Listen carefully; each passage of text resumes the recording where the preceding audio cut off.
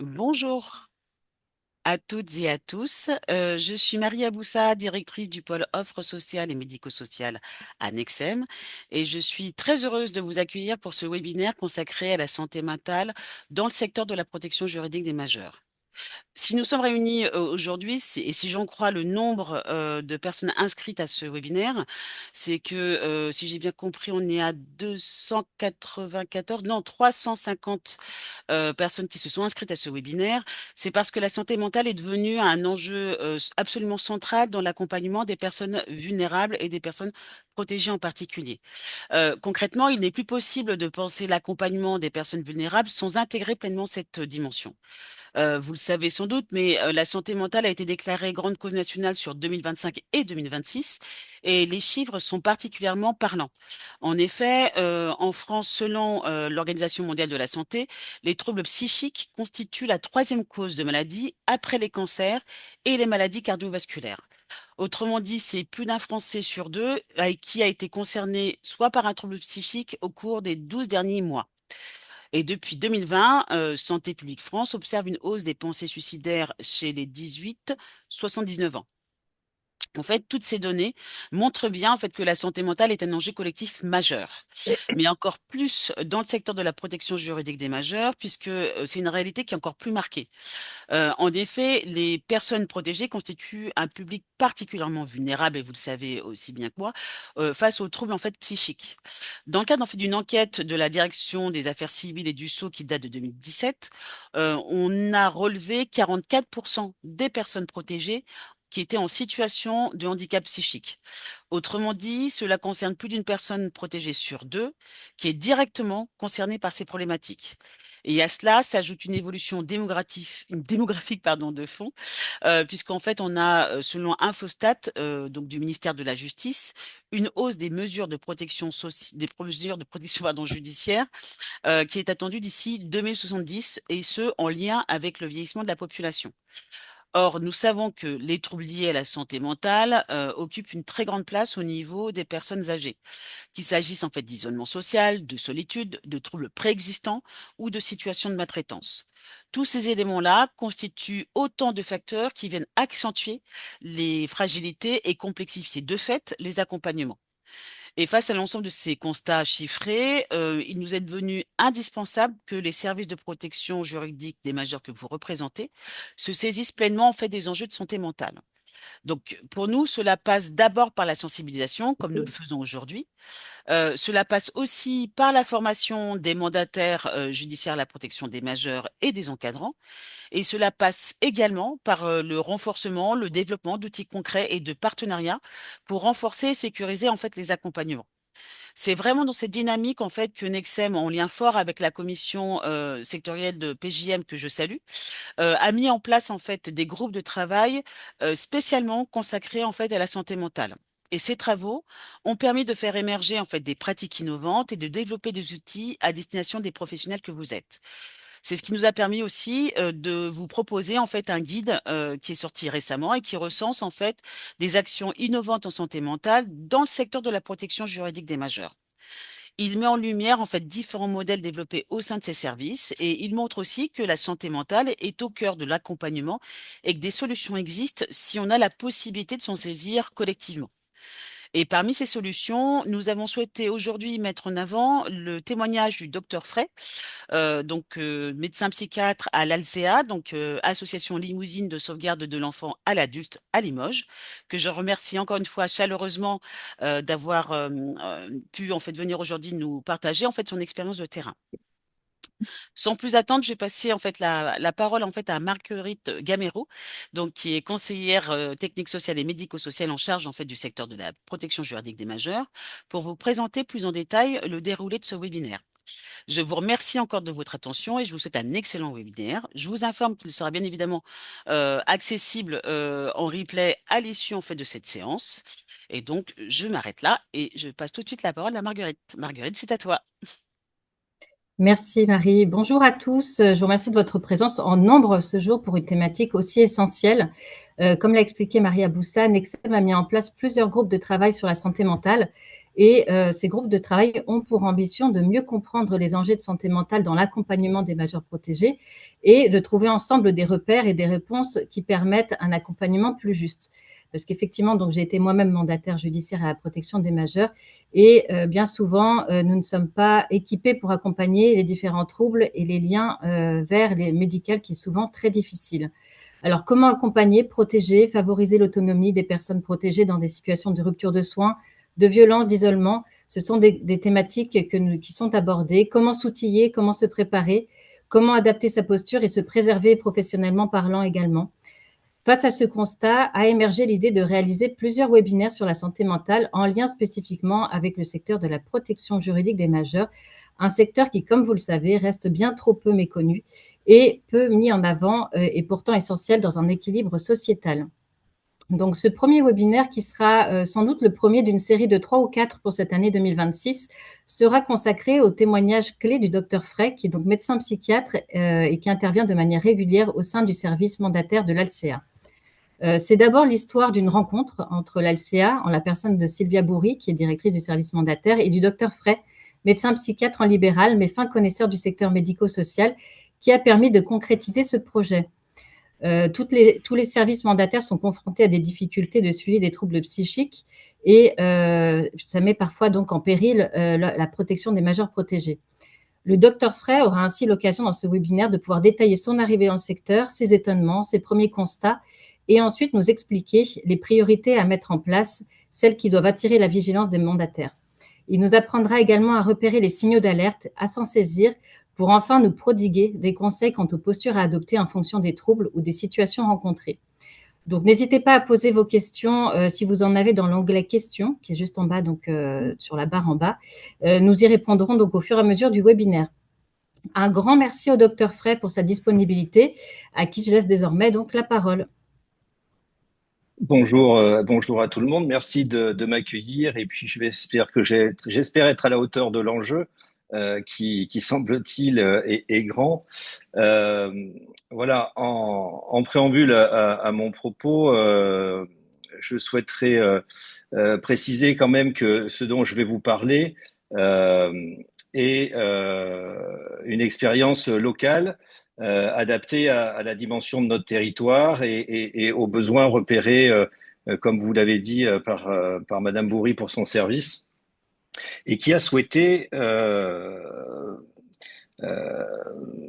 améliorer, monter en compétence au niveau de l'accompagnement des majeurs protégés, tant les problématiques de prise en charge psychiatrique, d'accès aux soins, de rupture de soins, de sortie sèche, de réponse inadaptée et surtout d'un sentiment de solitude du mandataire face à des situations parfois psychiatriques complexes et très symptomatiques qui entraînait une sensation d'exposition à des problématiques qui n'étaient pas tout à fait normales.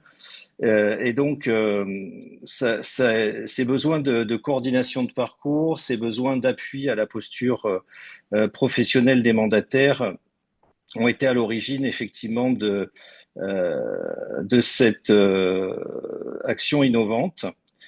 Après, les hasards de la vie font que moi j'étais disponible à ce moment-là et déjà impliqué dans le secteur médico-social, donc du coup on a on s'est assez rapidement serré la main et on était assez d'accord sur le constat. Et puis après, on a pu démarrer cette expérience en décembre 2023.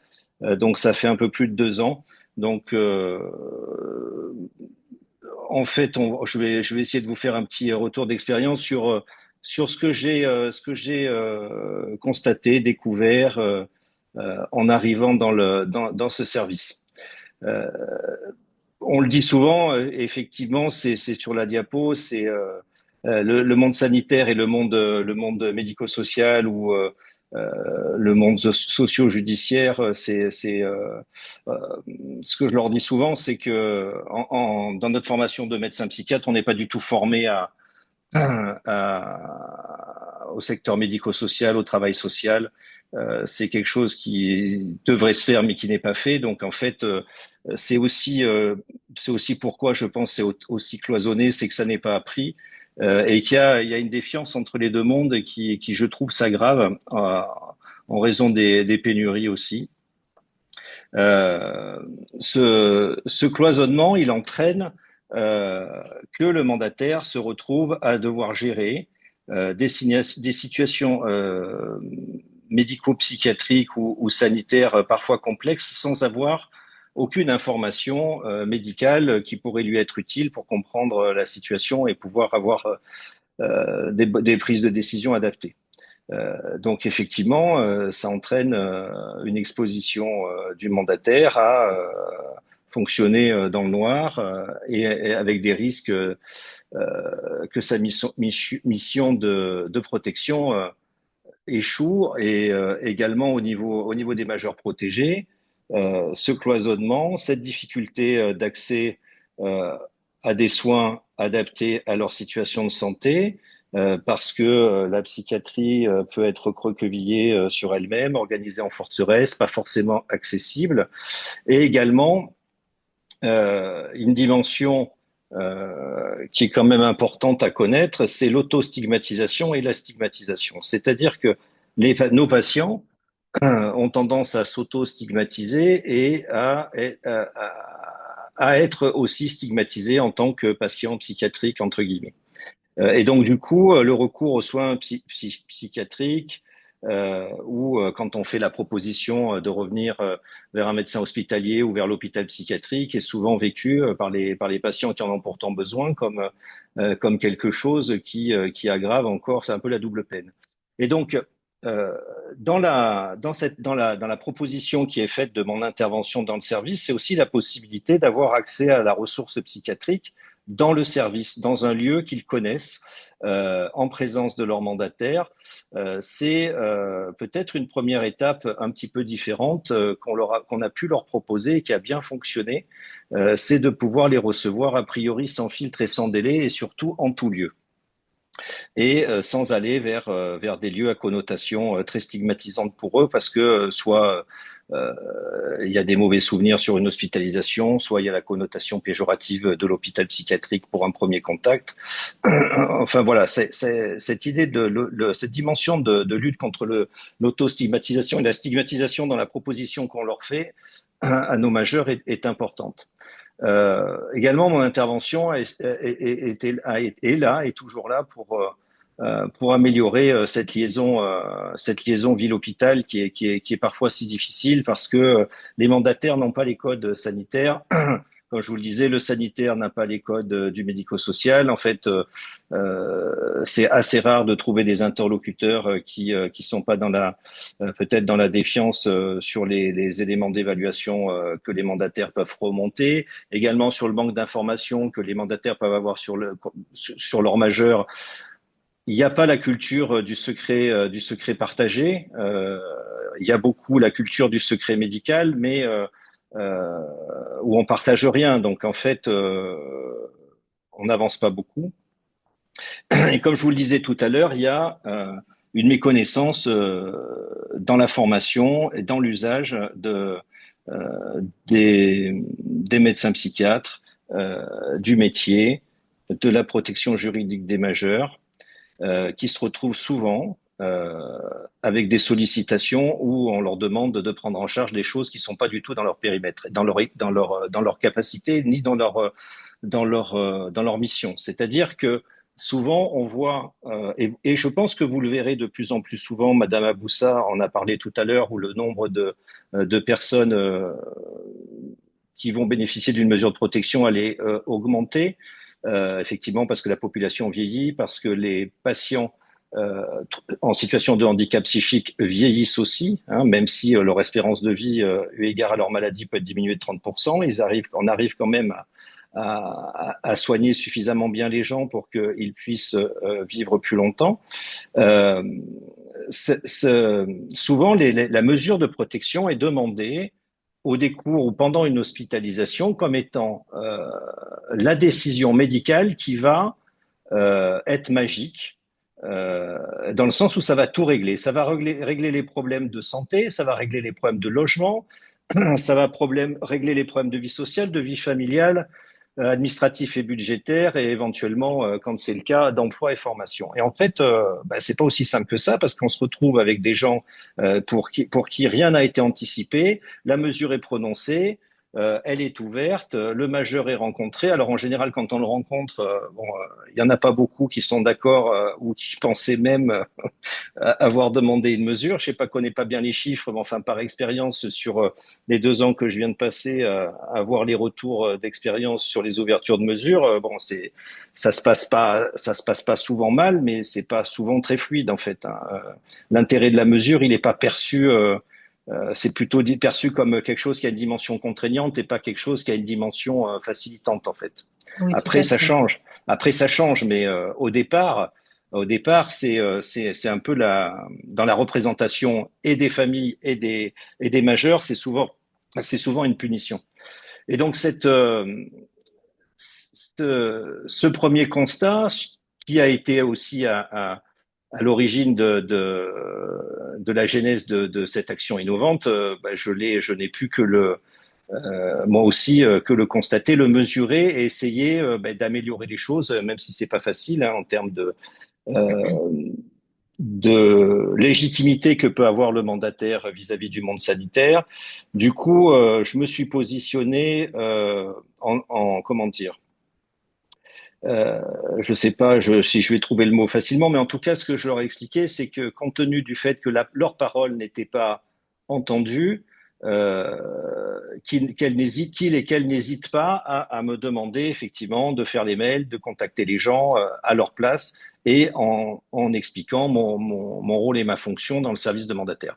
Voilà ce que j'ai fait pour montrer un peu le chemin et puis essayer de débroussailler un peu le truc en facilitant un peu le parcours, ne serait-ce que le parcours de communication et pour porter la parole des mandataires auprès des partenaires dans le cadre des coordinations de parcours. Voilà un peu sur le constat à l'arrivée. On va pouvoir Et passer à alors, la... sur vos, Oui. oui, c'est ce que j'allais dire, justement sur les priorités que vous avez pu tout de suite donc Alors voilà, ça c'est distinguer. effectivement sur cette diapositive, effectivement, l'idée dans les situations auxquelles j'étais confronté, en sachant que euh, je, je suis arrivé dans le service un petit peu sur la pointe des pieds. Je suis pas arrivé en pays conquis. Tout le monde, je pense que là, il y a beaucoup de mandataires qui regardent et qui écoutent. Et quand j'arrivais dans le service le vendredi, j'avais l'impression d'arriver plutôt dans une ruche où ça faisait des bonds partout, des téléphones, tout le monde au téléphone, des gens qui s'agitent. Bon, donc je me suis faufilé là-dedans pour essayer de comprendre. Et puis, dans des petits temps individuels, on arrivait à échanger sur les situations. Et donc, du coup, j'étais dans l'idée de recueillir un peu la parole des mandataires sur les situations pour lesquelles ils pouvaient rencontrer des difficultés pour essayer de clarifier, hiérarchiser et sécuriser un peu l'accompagnement et apporter mon regard de médecin et un petit peu déjà un premier temps d'expertise médicale simplement sur ce dossier et puis ensuite construire ensemble un plan d'action, voire leur proposer de rencontrer le majeur, soit au domicile, soit au service, soit à mon cabinet. Voilà, c'est-à-dire que les mandataires devenaient un peu des VIP dans ma patientèle où effectivement je leur faisais un peu un coup de fil sans qu'ils aient à attendre des mois avant d'avoir un rendez-vous. Donc tout ça, ça a permis un peu de décloisonner un peu déjà notre pratique entre nous, c'est-à-dire qu'on s'apprivoise mutuellement sur se connaître, savoir ce que je peux faire, savoir ce qu'ils peuvent faire et voir un peu les limites qu'on pouvait avoir les uns les autres dans l'aide qu'on pouvait s'apporter sur l'accompagnement et l'exercice du mandat de protection. Donc, ça, j'aime bien leur redire souvent et leur raconter, c'est que sur des situations complexes, euh, et je pense que ça va parler à beaucoup de monde, en fait, quand on a le nez dans la situation et que ça prend l'eau de partout, ou que la situation est nouvelle, on connaît pas bien les gens, on maîtrise pas tout, on peut arriver à avoir du mal à hiérarchiser les niveaux d'intervention et à ranger les problématiques au bon endroit. Donc, après avoir été sollicité sur plusieurs situations un petit peu compliquées, j'en suis arrivé à leur proposer, mais comme je le fais moi-même dans ma pratique quotidienne, c'est-à-dire que c'est pas une façon de faire ou un process que j'ai inventé spécifiquement pour les mandataires. C'est quelque chose que je m'applique à moi-même et que j'ai eu envie de leur transmettre par expérience. C'est d'essayer de catégoriser tout ce qui va être du registre de la dimension des problématiques de santé, tout ce qui va être du registre d'évaluer les problématiques de logement, des problématiques de vie sociale, des problématiques de vie familiale, les problématiques administratives et budgétaires. Ça, on va dire que c'est quand même voilà un petit peu le cœur du sujet du mandataire vu de l'extérieur. Et puis les problématiques d'emploi et formation. Et pourquoi je leur ai proposé d'essayer de ranger toutes les problématiques de leur majeur en fonction de ces 6 catégories, c'est pour ensuite leur dire que si santé, logement, qui sont les premiers étages de la fusée, ne sont pas stabilisés, on va être dans une espèce d'illusion d'agir par rapport au reste, c'est-à-dire vie sociale, vie familiale. Il va y avoir des tensions. L'administratif et budgétaire, ça va toujours un peu être compliqué. Et l'emploi et la formation, on n'en parle même pas. Je vous donne un exemple pour bien comprendre. Il m'est arrivé qu'on vienne me parler d'un majeur qui travaille en ESAT et qui pose des problèmes de comportement parce qu'il arrive alcoolisé, que le domicile est mal entretenu, pas entretenu, qu'il ne se lave pas, que ses habits sont sales, que son logement est envahi de punaises de lit et de cafards, que les médicaments, les poches de médicaments sont éventrées dans le salon devant la télé au milieu des canettes et des bouteilles d'alcool, et que le logement est dégueulasse et que les médicaments ne sont pas pris.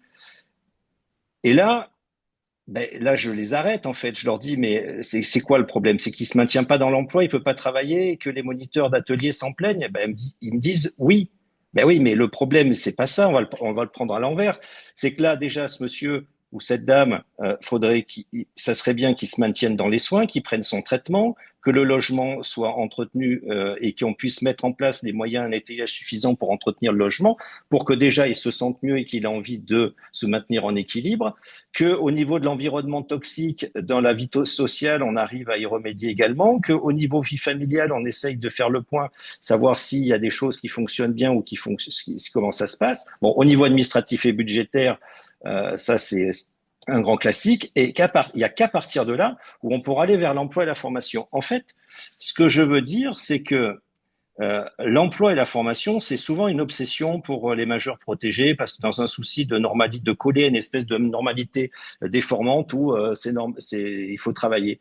Voilà. Et puis pour certaines familles, c'est bien d'aller vers l'emploi et la formation. Oui, très bien, sauf que des personnes en situation de handicap psychique, si on n'a pas stabilisé l'expression symptomatique de la maladie, si on n'a pas stabilisé l'autonomie et le maintien dans le logement et que le logement est maintenu décent, si on n'a pas veillé à ce que il n'y ait pas d'environnement toxique et de problématiques au niveau de la vie sociale et familiale, effectivement,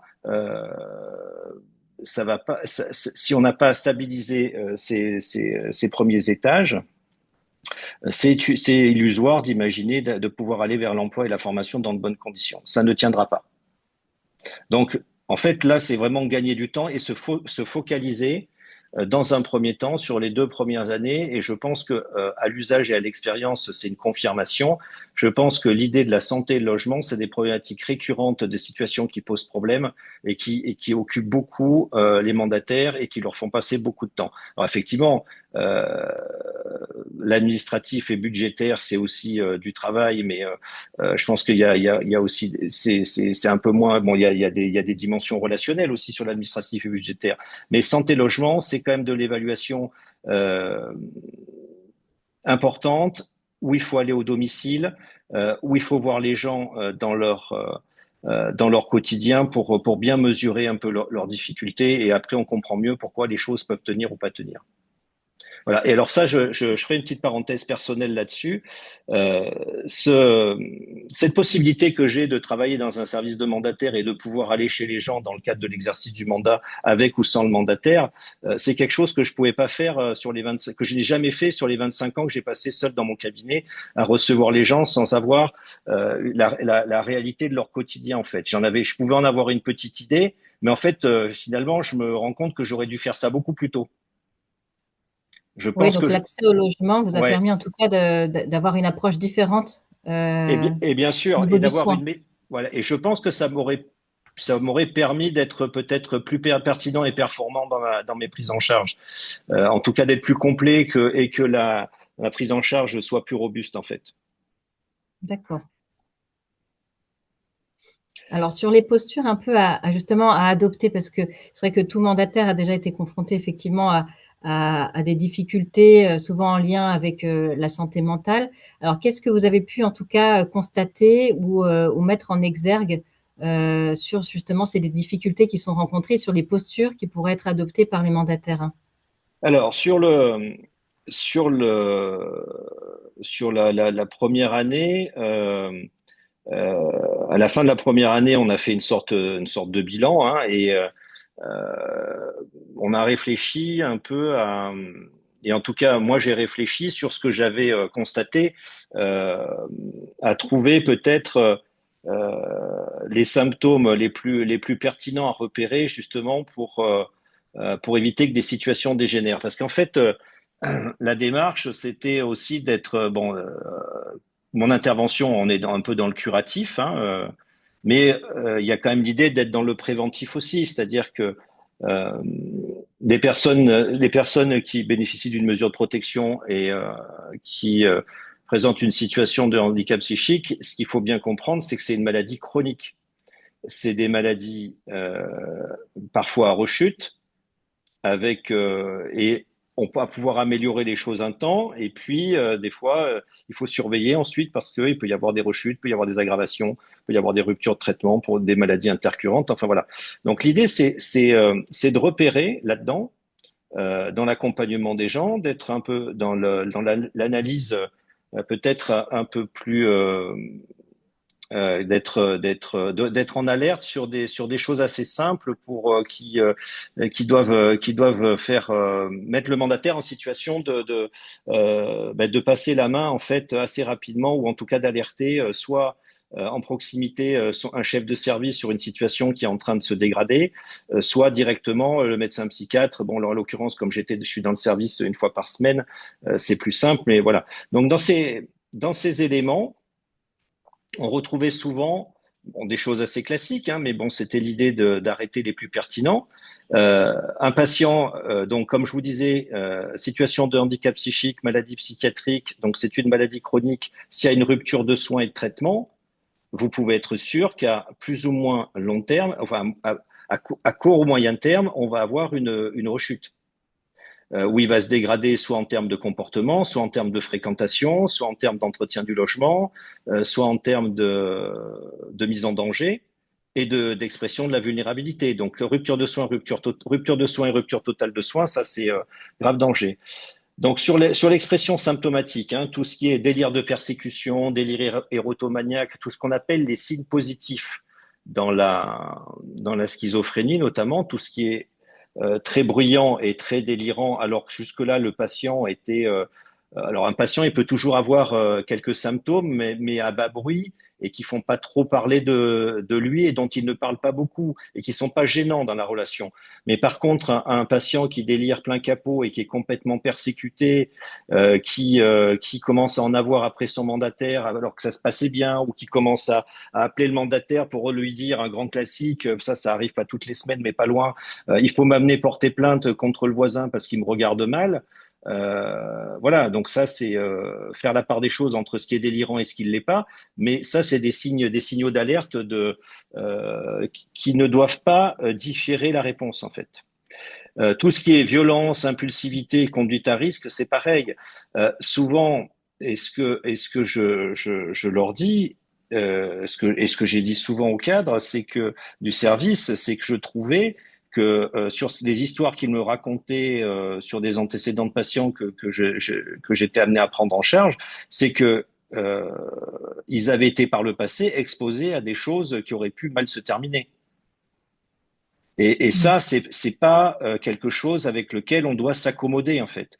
On ne doit pas s'accommoder de gens qui vivent dans la crasse, dans les sacs poubelles et dans les punaises de lit et dans les cafards, même si effectivement c'est des choses qu'on entend, mais on ne doit pas s'habituer à ça parce que et de même on doit pas s'habituer à se sentir en danger ou potentiellement agressé par des majeurs. Je crois qu'il faut trouver des stratégies et des solutions rapidement pour améliorer la situation et en tout cas pas s'exposer ou pas y aller seul ou se dire que c'est peut-être pas à moi d'aller prendre ce risque-là. Il y a des gens dont c'est le métier. C'est-à-dire que là, encore une fois, par rapport à ce que je vous disais tout à l'heure, où il va y avoir petit à petit un transfert de charge du sanitaire sur le médico-social, il faut pas accepter ça parce que vous n'êtes ni formé, vous n'avez pas le temps, vous n'avez pas c'est pas à vous de faire ça. Et si ça se passe mal, on vous reprochera de ne pas avoir appelé les services compétents. Donc, autant le faire tout de suite. Donc, dans les signaux d'alerte immédiats qui me paraissent importants, c'est aussi à l'inverse un patient qui va s'isoler et surtout un patient pour lequel il est impossible d'accéder au logement. Ça, c'est quand même très suspect. Soit, alors, on n'est pas, on n'est pas dans l'idée d'être un voisin trop curieux d'aller chez les gens, mais c'est quand même le reflet de quelque chose. C'est-à-dire que il vous connaît, vous êtes le mandataire. C'est la croix et la bannière pour accéder au logement. Donc, en général, c'est qu'il y a une pathologie psychiatrique sous-jacente. Soit, effectivement, il est très persécuté et on s'en est pas rendu compte. Soit, effectivement, il est en train de diogéniser l'appartement et c'est pas possible d'y accéder. En tout cas, il y a un point de vigilance à avoir qui nécessite d'évaluer plus globalement la situation. Voilà un petit peu sur les signaux d'alerte, les fameux red flags qui doivent peut-être nécessiter d'alerter soit le psychiatre traitant quand il y en a un, soit le médecin traitant, soit la ressource médicale ou psychiatrique qu'il y aurait dans un service de mandataire assez rapidement.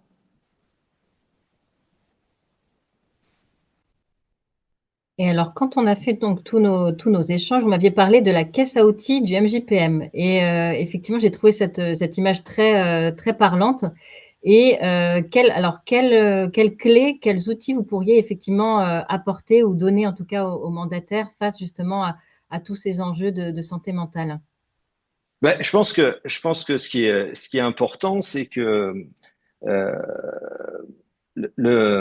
enfin en tout cas moi c'est mon expérience de médecin psychiatre face à des patients en situation de handicap psychique et avec des problématiques de maladies chroniques. C'est que moi je reste persuadé que toutes les idées font leur chemin et que on se doit dans une posture relationnelle évidemment bienveillante, de toujours effectivement leur dire les choses parce que on va peut-être pas aboutir tout de suite, mais dans la proposition qui doit être faite, dans la proposition que ce soit de soins, que ce soit d'intervention, je pense que en parler, ça ne rend pas les choses plus graves Mhm. dans l'évaluation. C'est-à-dire que effectivement, ce que cette bienveillance ferme, c'est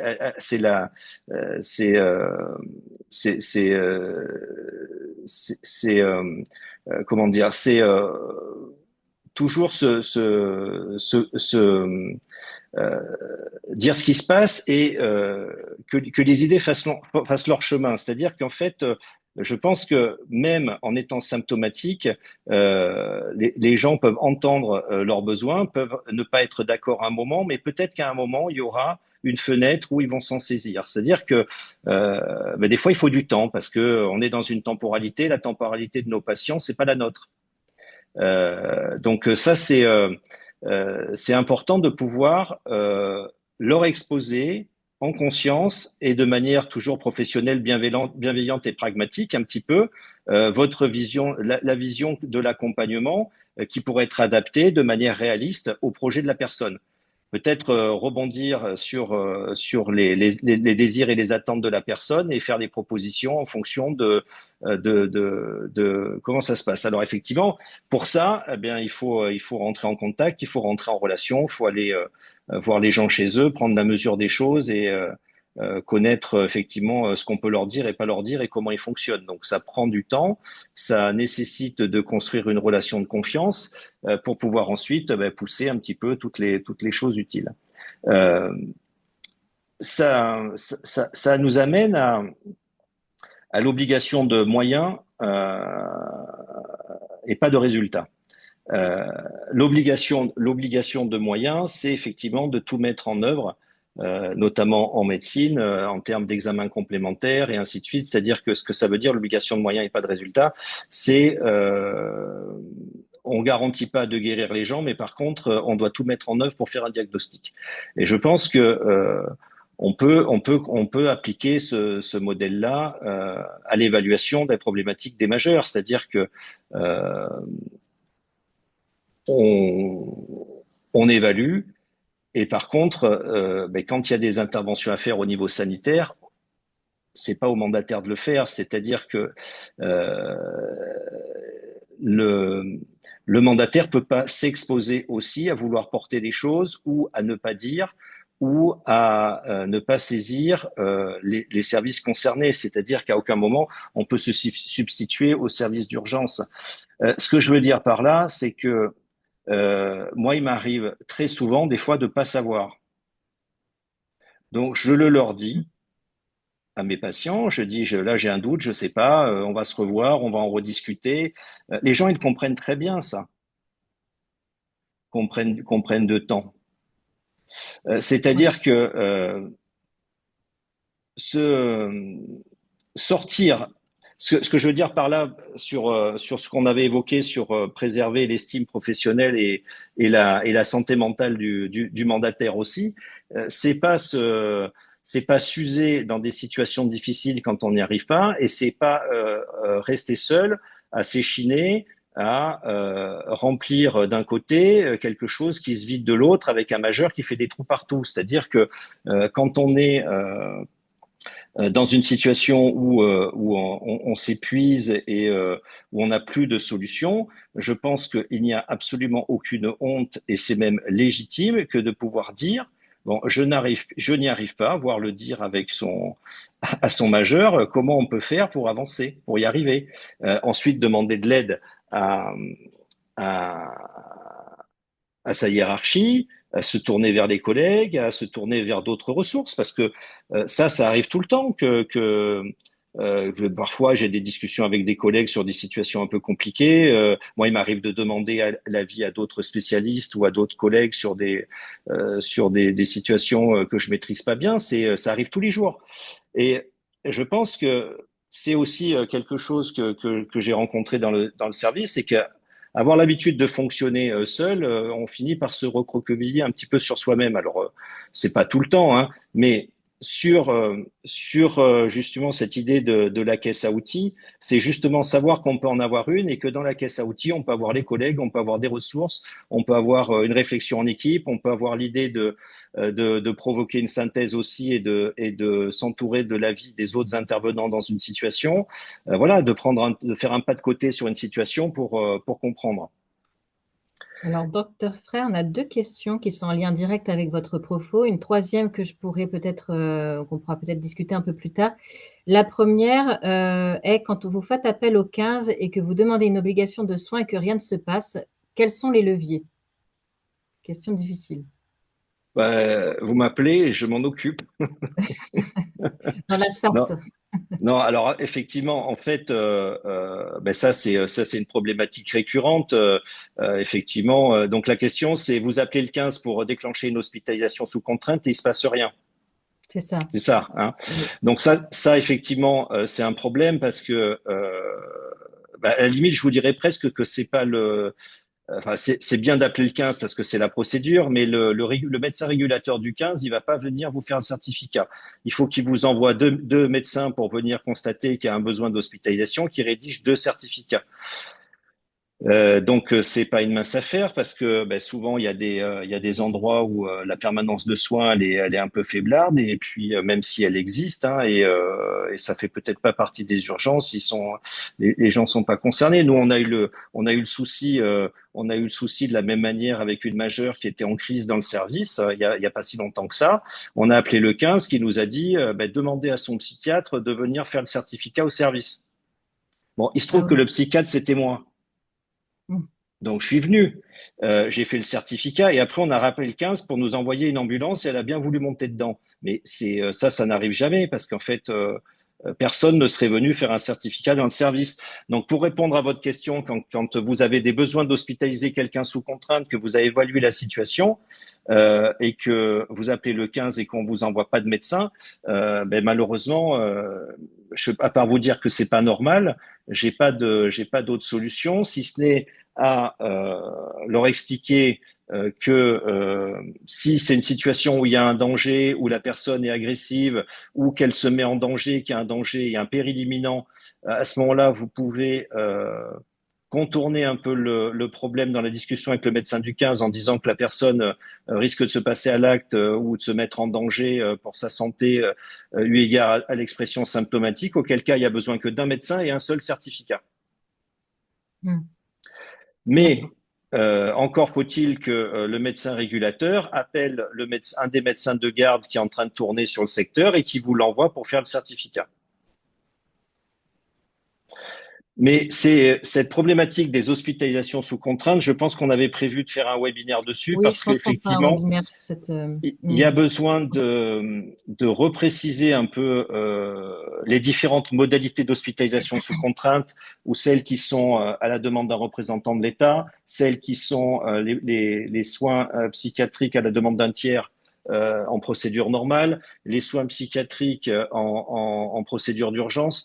Donc bon, il y a parfois quelques petites particularités qu'on peut arriver comment dire, entre guillemets, contourner parce que on peut toujours évaluer que la situation nécessite une procédure d'urgence parce que bon, ça fait 15 jours que la personne chauffe et que là, elle se met vraiment en danger, auquel cas il faut absolument intervenir et la faire hospitaliser. Donc, un seul certificat suffit. Mais de toute façon, pour une hospitalisation sous contrainte et pour répondre à votre question, si vous n'avez pas un médecin qui vient vous rédiger un certificat à l'appui de votre demande d'hospitalisation sous contrainte que vous allez envoyer au bureau des admissions de votre hôpital psychiatrique, vous ne pouvez rien faire en fait. Ou alors, l'autre solution, c'est d'envoyer la personne aux urgences en leur expliquant que il faudrait absolument, une fois qu'elle sera aux urgences, faire une hospitalisation sous contrainte, euh, parce qu'il y a des médecins sur place et que ça sera plus simple. Mais euh, je pense que peut-être ça devrait faire l'objet d'une ça pour s'améliorer en tout cas sur votre territoire, quand vous saisissez le 15 pour une hospitalisation sous contrainte, peut-être vous pourriez effectivement en discuter en amont à froid pour essayer de trouver une procédure qui soit plus pertinente et plus valide en fonction de vos besoins. Mm. Merci, docteur Frey. On a plusieurs autres questions qui se recoupent, qui vont faire écho à beaucoup de choses vécues pour les mandataires, mais pour vous aussi. Que fait-on quand un majeur donc refuse des soins et empêche donc des interventions extérieures, qu'il refuse de se rendre au CMP, bon, finalement, qui n'adhère pas aux soins, ni que ce soit psychiatrique ou autre. De quel levier dispose-t-on dans ce type de figure, dans ce cas de figure de refus de soins? Alors, donc c'est quelqu'un qui refuse les soins, qui reste au domicile. Donc, a priori, s'il refuse les soins et qu'il en avait, on va considérer que c'est quelqu'un qui en a besoin, d'après ce que je comprends. Oui. Et donc, qui potentiellement, sur ce qu'on disait tout à l'heure par rapport aux signaux d'alerte, on peut plus accéder au logement, il va se dégrader, il prend plus de médicaments, il sort plus de chez lui, il va peut-être plus faire ses courses, plus manger, le mandataire peut plus y accéder. Donc là, on est effectivement dans les situations d'alerte et de danger immédiat entre guillemets. Je pense que il doit exister sur tous les territoires de France des équipes mobiles de psychiatrie. Euh, qu'il faut mobiliser. En tout cas, moi, sur quelque chose comme ça, étant dans le service, j'essaierai de voir si la personne accepterait de me rencontrer. Sinon, bien, je mobiliserai une équipe mobile de psychiatrie pour se rendre au domicile de la personne et essayer de rentrer en contact avec elle et d'évaluer. Et qu'à partir de là, il puisse déclencher ou pas une hospitalisation sous contrainte. Si son état de santé le nécessite, ou de le ramener vers les soins. Alors peut-être qu'après aussi on peut s'appuyer. Ça nous est arrivé sur la famille, sur les enfants, sur des proches ou des tiers dignes de confiance. En fait, après on peut utiliser de tous les artifices pour rentrer en contact avec la personne. Mais en tout cas, vous ne pouvez plus accéder au logement, la personne ne se soigne pas. Il y a une situation psychiatrique connue, enfin en tout cas moi c'est ce que je comprends dans la question. Comment on fait pour que la personne soit soignée? Donc là, je pense Oui, que c'est dimensionné sur une réévaluation psychiatrique et remise en route d'un traitement. Donc là, ça nécessite quand même l'intervention d'un service sanitaire bien dimensionné et c'est plus le travail du mandataire. Enfin, c'est le travail du mandataire que d'alerter les bons services, mais c'est pas lui qui va le faire là. C'est d'une intervention sanitaire là. ouais. Donc, et finalement, vers qui se tourner dans ce type de configuration? Eh bien, ce que je vous disais, c'est il y a normalement dans tous les territoires, il y a des équipes mobiles de psychiatrie D'accord, pour tous les âges en fait, que ce soit enfants, personnes âgées et adultes. d'accord, Enfin, en tout cas, nous sur notre territoire, pour vous donner un exemple des équipes mobiles, il y a équipes mobiles en pédopsychiatrie, équipes mobiles qui interviennent dans le médico-social en appui des équipes. Il y a des équipes mobiles pour les personnes âgées, des équipes mobiles pour la psychiatrie et des équipes mobiles psychiatrie et précarité pour les gens qui n'ont pas de domicile. d'accord. Voilà, il y en a beaucoup trop, hein. Moi, j'en ferai qu'une équipe mobile parce que ça reste de la psychiatrie mobile, donc Oui, ça serait plus simple. Mais en tout cas, je pense que sur tous les territoires, il y a des possibilités de mobiliser de la psychiatrie mobile pour se rendre au domicile des gens justement qui ont besoin de soins et qui les refusent. d'accord, très bien. Merci, docteur Frey. Je pense que voilà, je vous laisse un peu continuer, puis je crois qu'il y a d'autres Oui, questions qui arrivent, mais je vous laisse un petit peu continuer. donc les postures à adopter pour compléter avec ce qu'on disait tout à l'heure, confronté à des situations de idées suicidaires verbalisées, idées suicidaires scénarisées, idées suicidaires élaborées, hein, le majeur qui vous dit qu'il veut en finir, qui veut mourir, des situations de violence, des situations un petit peu intermédiaires de personnes qui vous paraissent confuses, hein, c'est-à-dire désorienté dans le temps, dans l'espace, avec un mésusage de médicaments qui se dégradent. Tout ça, c'est quand même assez inquiétant et ça nécessite d'intervenir rapidement via le centre 15 hein, pour une prise en charge adaptée, si on n'a pas d'autres sources. Hein. Ensuite, un patient qui présente des symptômes positifs, des éléments délirants ou des signes négatifs, qui est complètement replié, qui se lave plus, enfin qui devient plus symptomatique en refus de soins dans son logement et le logement qui se dégrade, ben là, pareil, appeler son psychiatre s'il en a un, faire le point avec les infirmiers libéraux qui interviendraient au domicile s'il y en a. Euh, S'appuyer effectivement sur une stratégie, un plan d'action avec sa hiérarchie pour partager ça et pas rester tout seul à gérer cette situation qui est un petit peu complexe parce qu'il va falloir là pour le coup un peu de coordination. Je dirais que là, on n'est pas dans l'urgence absolue. Il n'y a pas de risque effectivement pour la santé de la personne et la vie de la personne. Mais par contre, il y a un risque de dégradation à court terme assez évident. Donc, dans les 2, 3 jours, je pense que c'est bien d'avoir pu mobiliser les services adaptés, y compris sur la situation qu'on vient d'évoquer tout à l'heure, à une équipe mobile sur quelqu'un qui est en train de s'aggraver sur le plan symptomatique et d'être plié au domicile. D'accord, Et, très bien. et sur le dernier point, vous constatez une dégradation chez votre majeur avec un changement de comportement certes modéré, mais quand même vous êtes alerté par une dégradation quand même sur des choses qui jusque-là étaient stables. Donc là, je pense qu'effectivement, on peut s'appuyer sur l'équipe médicale, médico-sociale en place et médicale, avec un délai plus ou moins différé, mais en tout cas, euh, c'est une dégradation qui nécessite une réévaluation. Pas urgente, mais un point de vigilance en tout cas. Et également un point aussi dont j'ai pas parlé tout à l'heure, quand des situations commencent à se dégrader comme ça, c'est important de toujours tracer dans votre système d'information vos observations et ce que vous avez fait, qui vous avez prévenu. Euh, Au-delà du fait de se protéger, ça permet si la situation continue à se dégrader, toujours dans l'idée où on peut s'accommoder et on voit pas le temps passer, de toujours se rendre compte que là, ça fait 15 jours, une semaine, 3 semaines, 3 mois, 6 mois que on est confronté à ça et que là, ça serait bien de rectifier. Donc, c'est important aussi de faire cet effort-là, de toujours documenter ce qu'on évalue. Très bien. Alors, on a d'autres questions si vous voulez Oui, avoir un petit temps pour y répondre. oui. Concernant, on a une question, donc plusieurs questions même qui se recoupent concernant les hospitalisations, les majeurs protégés qui sont renvoyés à leur domicile sans aucun suivi prévu. Mhm. Par exemple, ne serait-ce que pour le suivi en cabinet infirmier ou autre, pour la prise de médicaments.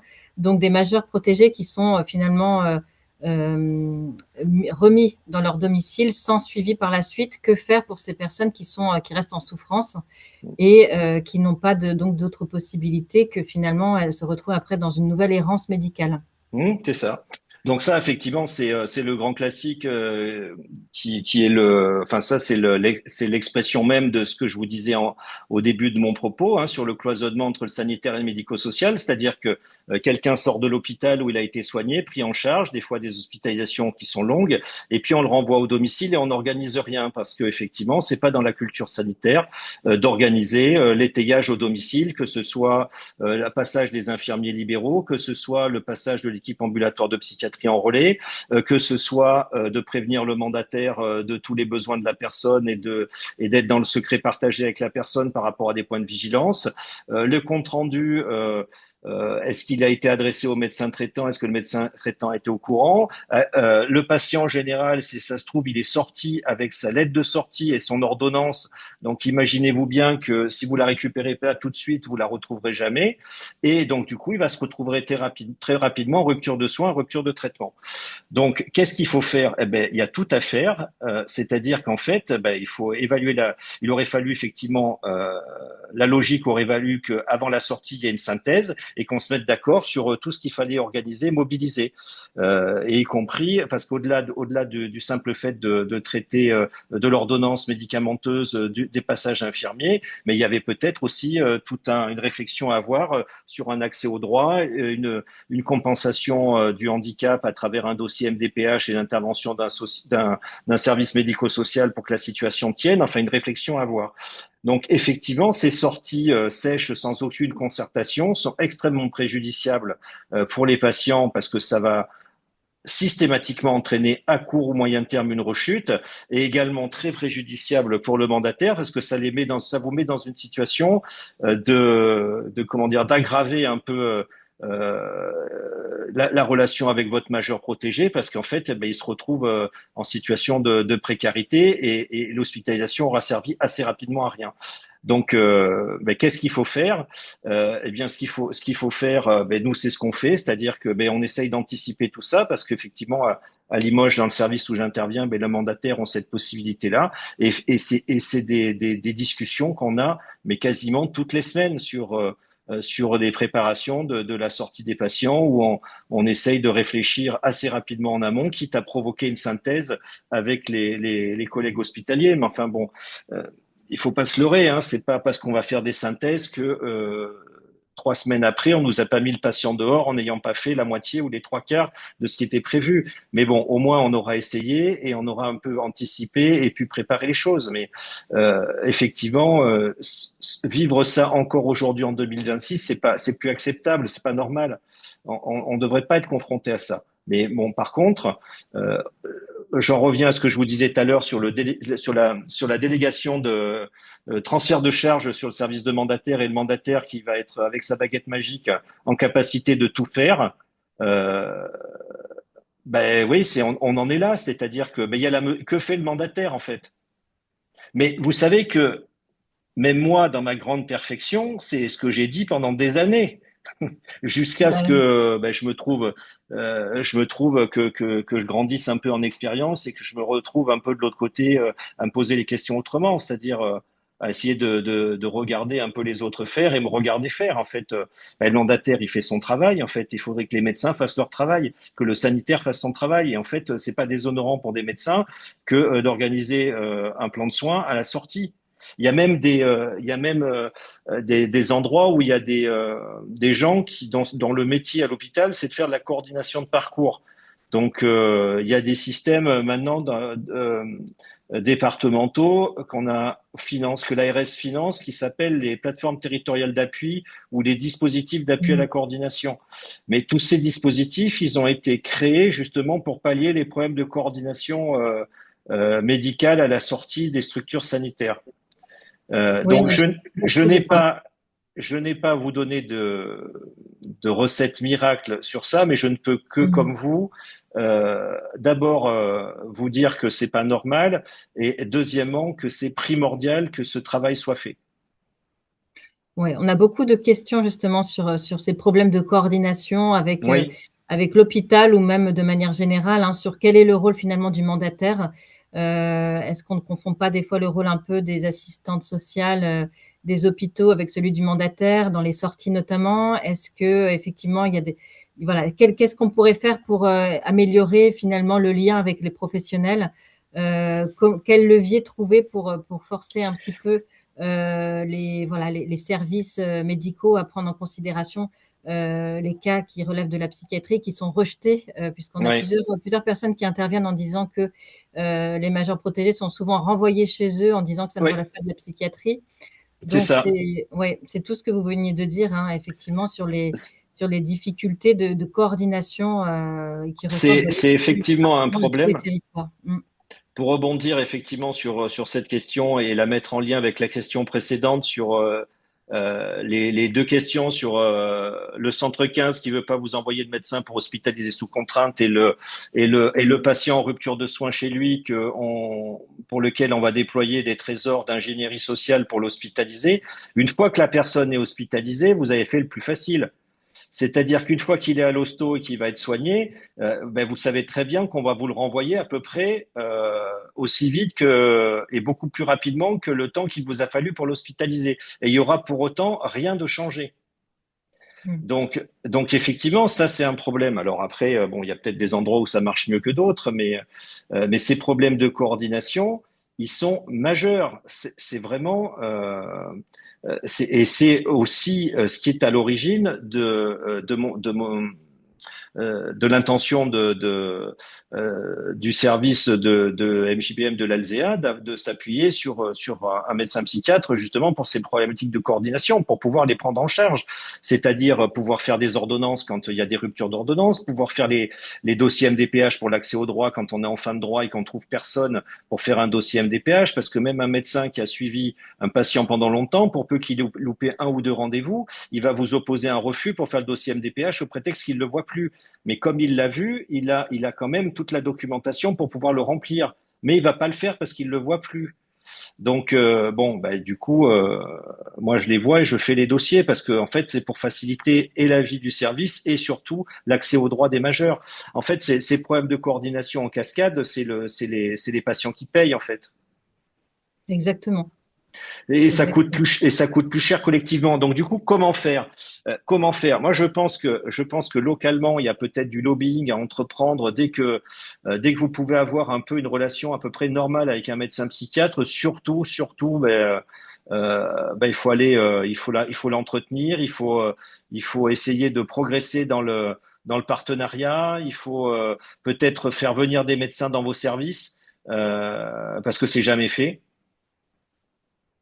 Moi, c'est ce qu'on a fait, hein. Enfin, c'est ce que Madame Bourri a fait. En fait, elle a ouvert son service à un médecin psychiatre. C'est quand même pas évident de faire venir quelqu'un qui potentiellement a été pendant des années dans la défiance, enfin en tout cas une spécialité qui a été dans la défiance, le faire venir dans un service. L'inverse n'est pas vrai. La psychiatrie va pas demander aux mandataires de venir travailler avec eux à l'hôpital, par exemple. Mhm. Mais par contre, cette idée de si certains services ont des relations privilégiées avec un médecin psychiatre, moi je reste persuadé, comme je vous l'ai dit tout à l'heure, que les idées font leur chemin et que en se rencontrant, en parlant et euh,